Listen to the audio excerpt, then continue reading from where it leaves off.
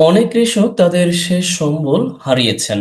লক্ষ্য করুন, যদি বলা হয় কি হারিয়েছেন, শেষ সম্বল, তার মানে এই অংশটা অবজেক্ট। কে হারিয়েছেন? অনেক কৃষক। এই হচ্ছে সাবজেক্ট।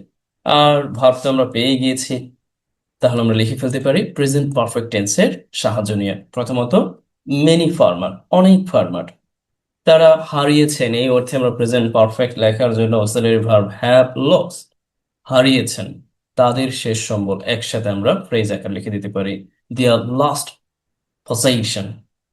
আমরা পজেস এইটা ভার্ব হিসেবে ব্যবহার করি, আর পজেশন যখন আমরা ব্যবহার করি মিনিং দ্যাট সহায় সম্বল, তার মানে অধিকারে কিছু থাকা অর্থে নাউন ফর্ম হিসেবে এখানে ব্যবহার হয়েছে। এখন আমরা কিন্তু মূল বাক্যটি লিখে ফেলেছি, কিন্তু আমাদের কাজ বড় বড় ন্যায় এই বাক্যের সাথে আরো কিছু জুড়ে দিব। মানে অ্যাজেক্টিভ ফাংশন, মানে অ্যাজেক্টিভ ক্লোজ অথবা রিলেটিভ ক্লোজ তৈরি করার জন্য আমরা ইচ্ছাকৃতভাবে এই অংশটার সাথে আরো কিছু জুড়ে দিতে পারি, এই অর্থে যে যা তাদের ভবিষ্যৎ জীবনকে অনিশ্চয়তার মধ্যে ফেলে দিয়েছে অথবা তাদের ভবিষ্যৎকে অনিশ্চিত করে তুলেছে। দেখুন, এইটার সাথে প্রাসঙ্গিকতায় আমি অতিরিক্ত এই ফাংশনটা বসিয়ে দিলাম। উই ক্যান কল, যে এই পার্টটা যখন আমরা ইংরেজিতে লিখতে যাই ইউজিং রিলেটিভ ক্লোজ, তখন আমরা এটাকে বলে থাকি রিলেটিভ ক্লোজ। রিলেটিভ ক্লোজ আমি বলছি বারবার, আচ্ছা, তার মানে এটা রিলেটিভ ক্লোজ। এখন আমরা লিখে দিতে পারি যা।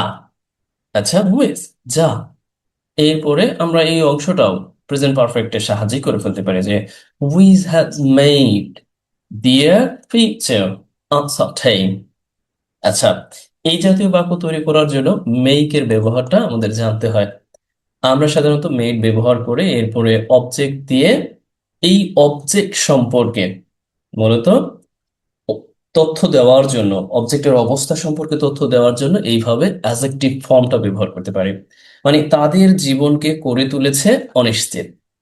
বুঝতে পেরেছেন? আর এখানে তৈরি করা অর্থে, করে তোলা অর্থে আমরা মেক এর ভার্বের পার্টস পার্সোনাল ফর্ম ব্যবহার করেছি। খুব বেশি জটিল মনে হলো? দেখুন, এগুলো ব্যবহার আমি অনেকবার দেখিয়েছি। আপনি চাইলে কিন্তু এই জাতীয় বাক্য তৈরি করতে পারেন, পারবেন না?